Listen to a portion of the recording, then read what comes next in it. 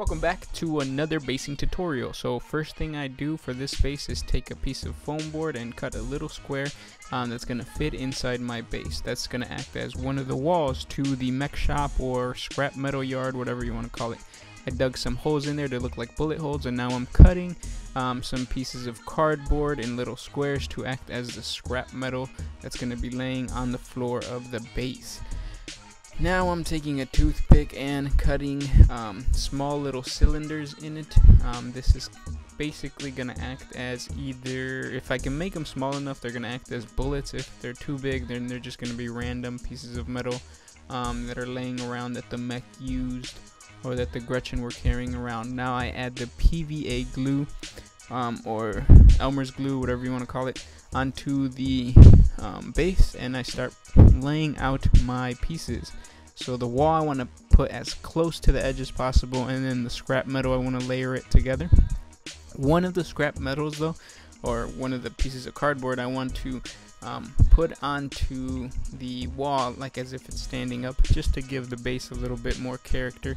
And then I position everything with my hobby knife, and now I'm gonna throw in some rocks. These rocks are, you know, showing that the mech tool is dirty, or the mech base is dirty. It might be outside, and there's a bunch of things all over it. Now I'm gonna flock it with some sand.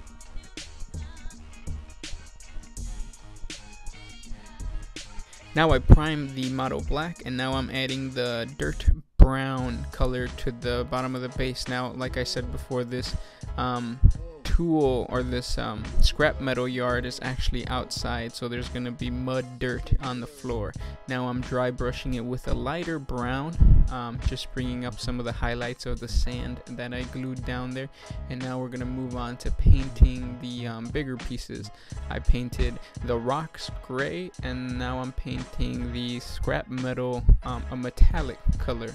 And you guys aren't gonna see this, or you guys didn't see this, but I painted, or I dry brushed the wall with a white, because I wanted to leave that contrast between the rocks and the wall, because I didn't want the wall to look like a rock.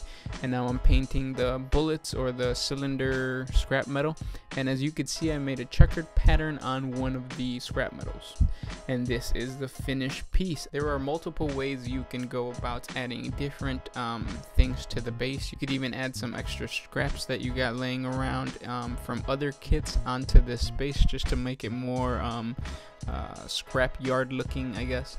But yeah, hope you guys enjoyed this tutorial. Comment down below if you guys have any questions. I know I skipped over some of the painting steps, but I'll be happy to answer them in the comment section below. We're going to continue doing more basing tutorials on this Gretchin modeling log, as well as we're doing a bunch of other Warhammer stuff in the future, so be sure to check out the channel and subscribe. This was Gersh1 with One Mind Syndicate signing out.